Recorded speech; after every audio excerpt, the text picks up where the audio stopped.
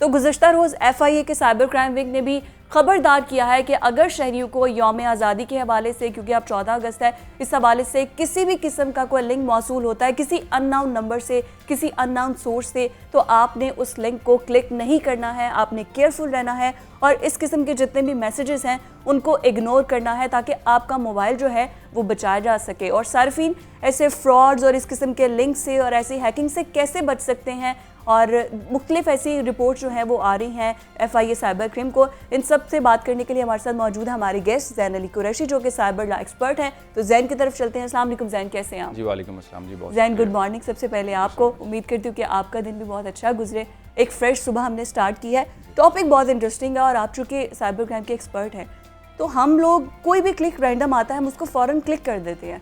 अच्छा, ये प्रोसीजर चलता कैसे है? सबसे पहले मतलब कोई भी लिंक आता है आपको, कभी प्राइस बाउंड के चक्कर में, कभी ये 14 अगस्त के चक्कर में आता है, आप उसको क्लिक करते हैं, वो सारा प्रोसीजर चलता कैसे है और कौन कौन सी हमारी जो डेटा है उसको रसाई मिल जाती है? देखिए, जब आपका जो सवाल है इसको ज़्यादा आसानी से हम तब एड्रेस कर सकते हैं जब हम इसकी थोड़ी सी बैकग्राउंड लोगों को एक्सप्लेन कर देंगे।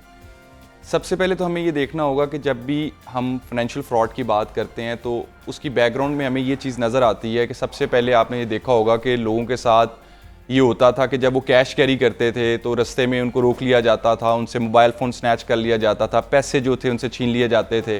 फिर आहिस्ता आहिस्ता एक ट्रेंड आया कि लोगों ने ज़्यादा जो इस्तेमाल था वो ATM का कर दिया और क्रेडिट कार्ड का जो इस्तेमाल था वो बढ़ गया। लोग क्योंकि अब समझते थे कि कैश कैरी करना जो है वो मुनासिब नहीं रहा। तो अब उसके अंदर क्या हुआ कि आपने ये देखा होगा कि जब ATM का इस्तेमाल बढ़ा तो फिर जो ATM के फ्रॉड्स थे वो बढ़ गए। बहुत सारी जो ATM मशीन्स होती थी उनके ऊपर स्किमिंग का जो टेक्निक्स थी उनको इस्तेमाल किया जाता था लोगों के साथ फ्रॉड कमिट करने के लिए। उसके बाद फिर क्रेडिट कार्ड की बारी आ जाती है। जब क्रेडिट कार्ड की बात आती है तो ये देखा गया कि क्योंकि फाइनेंशियल इंस्टीट्यूशंस ने भी लोगों को इनकरेज किया, जैसे कि उन्होंने कहा कि अगर आप स्पेसिफिक किसी ब्रांड पे शॉपिंग करेंगे तो 25% ऑफ मिलेगा इस स्पेसिफिक क्रेडिट कार्ड के ऊपर, या रेस्टोरेंट्स में जाएंगे तो 10% ऑफ मिलेगा, जो भी जो डिफरेंट ऑफर्स दी गई उसमें फिर लोगों का और कस्टमर्स का भी एक शौक जो था, इंटरेस्ट था वो बढ़ा क्रेडिट कार्ड्स के लिए। अब हुआ ये, अब जो सिचुएशन जो हमारे सामने आती है वो ये आती है कि जब ये डिफरेंट जो थी वो हमारे सामने सूरत हाल नज़र आती है कि डिफरेंट जब लोगों के पास क्रेडिट कार्ड फैसिलिटीज़ आई, डेबिट कार्ड फैसिलिटीज़ आई, तो जो फ्रॉडस्टर्स थे उनकी टेक्निक्स में भी आपने देखा कि दिन ब दिन जो था वो इजाफा होता गया और उन्होंने डिफरेंट टेक्निक्स के साथ लोगों को ट्रैप करने के डिफरेंट जो थे वो तरीक़ेकार जो थे वो निकाले। अब जैसे आपके सवाल की तरफ मैं वापस आऊँगा कि ये क्या होता है और ये किस तरीके से जो इस किस्म के जो फ्रॉडस्टर्स होते हैं वो क्या तरीक़ेकार अपनाते हैं। एग्जैक्टली द मेन प्रॉब्लम है, क्योंकि मुझे भी डेली बहुत से ऐसे लोग मिलते हैं। मैंने तो ये खुद देखा है, बाकायदा एक एक्सपर्ट आपकी तरह के थे, उन्होंने तो बाकायदा फ़ोन मुझे मेरा हैक करके दिखाया कि उनकी लैपटॉप पे सारा आ रहा था, तो मुझे तो इस पे पता है कि काम किस तरह करता है। लेकिन ऑडियंस के लिए हमारे लोग they are not educated, they are not mature enough to understand that कि आप कोई भी ऐसे अननोन सोर्स से लिंक क्लिक नहीं कर सकते। अब अनपढ़ लोगों को आपने समझाना है कि टेक्नोलॉजी का इस्तेमाल कैसे करना है। तो ऐसा नहीं है। हम इसमें ये नहीं कह सकते कि पीपल आर नॉट एजुकेटेड। ये जो क्राइम कमिट होता है ये जिन लोगों के पास तालीम है उनके साथ भी कमिट हो रहा है। ये इसका ताल्लुक आपकी तालीम के साथ नहीं है, इसका ताल्लुक अवेयरनेस के साथ है। अब अवेयरनेस का जहाँ तक सवाल आता है कि अवेयरनेस कैसे फैलाई जा सकती है, तो अवेयरनेस के डिफरेंट तरीक़ेकार होते हैं। जैसे ये शो है, ये एक अवेयरनेस के लिए एक अच्छा, मैं समझता हूँ कि एक मीडियम के तौर पर इस्तेमाल हो सकता है। जहाँ तक बात आती है कि ये कैसे आप इससे बच सकते हैं, तो उसमें सबसे अहम चीज़ ये है कि मोबाइल आपका व्हाट्सएप अगर हैक हो रहा है, आपके साथ फाइनेंशियल फ्रॉड कमिट हो रहा है, इसमें 2-3 अहम चीज़ें हैं। पहली अहम चीज़ जो है वो है सेल्फ इम्पोज्ड रिस्ट्रिक्शंस लगाना, कि आप अपने ऊपर ही रिस्ट्रिक्शंस लगा लें कि आप किसी को अपना डाटा नहीं देंगे, किसी से अपनी पर्सनल इन्फॉर्मेशन शेयर नहीं करेंगे। जैसे मैंने पहले बात की क्रेडिट कार्ड्स की, तो उसमें क्या होता था, उसमें लोग अपनी इन्फॉर्मेशन को जब शेयर करते थे, अब जो लोग उनके साथ क्राइम कमिट कर रहे होते थे, साइबर क्रिमिनल्स, वो क्या करते थे, वो बाज़ औक़ात कहते थे कि हम आपके बैंक से बात कर रहे हैं। हम और लोग भी इस चीज़ में डर जाते थे कि कहीं हमारी क्रेडिट हिस्ट्री ना ख़राब हो जाए। वो ये कहा जाता था कि आप फौरी तौर पे अपनी ये इन्फॉर्मेशन प्रोवाइड करें, नहीं तो आपका अकाउंट बंद हो जाएगा। तो लोग उस डर में आके इन्फॉर्मेशन शेयर कर देते थे। फिर दूसरा जो अभी आपका जो सवाल था कि बहुत सारे लोगों को ये लालच दिया जाता है इनामी स्कीम्स का, कि आपका इनाम निकल आया, आपकी गाड़ी निकल आई, आपके पैसे निकल आए।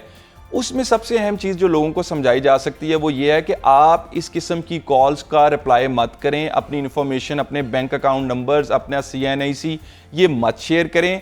इससे होगा क्या? इससे होगा कि आपके साथ एक क्राइम कमिट हो जाएगा, और जब क्राइम कमिट होगा तो ऑब्वियसली आपको उसकी मुश्किलात फेस करनी पड़ेंगी। अब जैसे आपने व्हाट्सएप की बात की, जैसे आपने फाइनेंशियल क्राइम्स की बात की, इनामी स्कीम्स की बात की, इसमें जो सारी चीज़ों के अंदर जो चीज़ आपको महफूज रख सकती है, जब आप किसी के साथ कोड ही शेयर नहीं करेंगे। अगर व्हाट्सएप के कोड की बात, अगर आपको एक कोड रिसीव भी हो, आप रिसीव ही नहीं करेंगे तो क्राइम कैसे कमिट हो सकता है? VPN का भी तो कुछ होता है इसमें। देखिए, सबसे अहम चीज़ ये है कि जितने भी आपके पास एप्लीकेशन इस टाइम अवेलेबल हैं, चाहे वो फेसबुक है, चाहे वो व्हाट्सएप है, सबके अंदर एक सिक्योरिटी फीचर मौजूद है। अब सिक्योरिटी फीचर्स व्हाट्सएप के अंदर भी मौजूद है कि आप एक पिन जो है वो सेट कर सकते हैं, जो पिन सिर्फ आप ही को पता होगी, और उस पिन को जो है इंसर्ट किए बगैर कोई शख्स आपकी उस तक रसाई नहीं हो सकेगी किसी दूसरे शख्स की जो उसको हैक करने की भी कोशिश करेगा। तो हमें सबसे पहले जो भी हम एप्लीकेशन इस्तेमाल करते हैं उसकी सिक्योरिटी फीचर्स को देख लेना चाहिए। और अगर हमारे साथ क्राइम कमिट हो जाए, ये अब अगला सवाल है कि अगर फर्ज करें आपके साथ फाइनेंशियल फ्रॉड कमिट हो गया है, अगर आपके साथ जो व्हाट्सएप आपका हैक हो गया, तो इसको रिपोर्ट करें। रिपोर्ट करने का तरीकेकार क्या है कि इससे पहले मुझे ये बताइए, जब व्हाट्सएप आप किसी लिंक को, लेट्स सपोज मैंने अपना व्हाट्सएप लिंक कोई किसी ने मुझे सेंड किया, मैंने उसको क्लिक कर दिया और उसके बाद मेरा व्हाट्सएप हैक हो गया, तो उस व्हाट्सएप के अंदर जो इन्फॉर्मेशन होगी वही सब कुछ उस तक एक्सेस होगी या पूरे मोबाइल तक एक्सेस होगी? देखिए, अगर तो आपकी कोई मखसूस कोई एक स्पेसिफिक एप्लीकेशन जो है वो हैक हुई है, तो जाहिर सी बात है उस एप्लीकेशन के ऊपर आपकी उस तक दस्तरस खत्म हो जाती है। तो अब जो यहाँ पे सूरत हाल आती है, इसमें सिर्फ और सिर्फ हम एक तो ये बात कर सकते हैं कि आज जो पूरी दुनिया के अंदर डिस्कशन हो रही है वो साइबर सिक्योरिटी के हवाले से हो रही है, डाटा प्रोटेक्शन के हवाले से हो रही है। दुनिया में इस टाइम जो एक सबसे बड़ा टॉपिक डिस्कस हो रहा है वो ये है कि how to secure your people from the threats of cyber. आप साइबर अटैक्स के जो हैं उनके जो एक रेपरकशंस है उनसे कैसे बचा सकते हैं अपनी आवाम को, अपने कंज्यूमर्स को, अपने सिटीजन्स को। अब ये देखिए ज़ैन, आपकी नज़र से भी वो खबर गुजरी होगी कि हमारे जो प्राइम मिनिस्टर हैं इमरान खान साहब, उनका भी मोबाइल फ़ोन जो है वो पेगासस की तरफ से टेप किया जाता रहा है, वो भी हैक किया जाता रहा है। मतलब ये देखिए कि हैकर्स की जो ऑर्गेनाइजेशन है वो इतनी स्ट्रॉन्ग है। देखिए, सिर्फ हम इसको लिमिट नहीं कर सकते टू द एक्सटेंट ऑफ के ये लोगों सिटीजन्स की हद तक नहीं। हमें इसको ओवरऑल भी देखना होगा। जैसे अगर हम बात करें ऑर्गेनाइजेशंस की, तो ऑर्गेनाइजेशंस जो होती हैं उनकी जो कामयाबी होती है वो इस पे डिपेंडेंट होती है कि how they use their information. जो इंफॉर्मेशन उनके पास मौजूद है, चाहे वो कस्टमर्स की है, चाहे वो उनके एम्प्लॉयज की है, चाहे वो उनके क्लाइंट्स की है, बेसिकली तो स्ट्रेंथ और बेसिकली आपकी जो कामयाबी है उसका इन्हिसार इस चीज़ पे होता है कि आप अपनी इंफॉर्मेशन को कैसे इस्तेमाल करते हैं, मैनेज करते हैं। तो इसके अंदर जो सबसे अहम चीज़ हमारे सामने आती है वो ये आती है कि how to secure that information. जो इंफॉर्मेशन है अब वो पेजेस के ऊपर तो मौजूद नहीं है, वो तो दिन चले गए।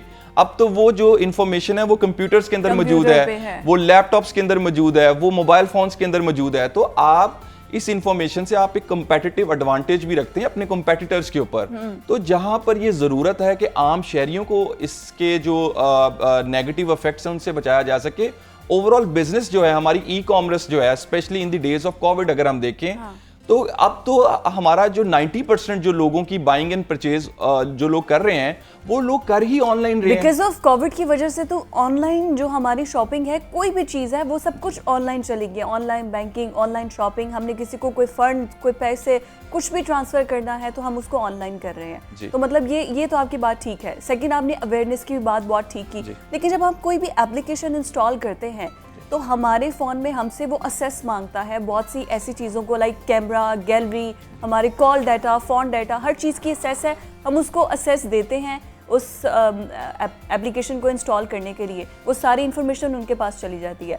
लेकिन अब जब हमारा सिस्टम हैक हो गया, चाहे इन्फॉर्मेशन चली गई हमारी किसी के पास भी, उसके बाद अब नेक्स्ट स्टेप क्या होगा? हम उसको सिक्योर कैसे कर सकते हैं? 2 फैक्टर अगर ऑथराइजेशन हमने नहीं की तो उसके बाद नेक्स्ट स्टेप क्या होगा? हम उसको कैसे? देखिए, एक तो तरीकेकार ये होता है कि आप जो भी उस एप्लीकेशन के मैन्युफैक्चरर्स होते हैं उन्होंने कोई ना कोई उसके अंदर आपको ईमेल एड्रेसेस प्रोवाइड किए होते हैं अपने मसाइल के सॉल्यूशंस के लिए। दूसरा तरीकेकार ये है कि आप उसको रिपोर्ट कर सकते हैं FIA साइबर क्राइम सर्कल के अंदर।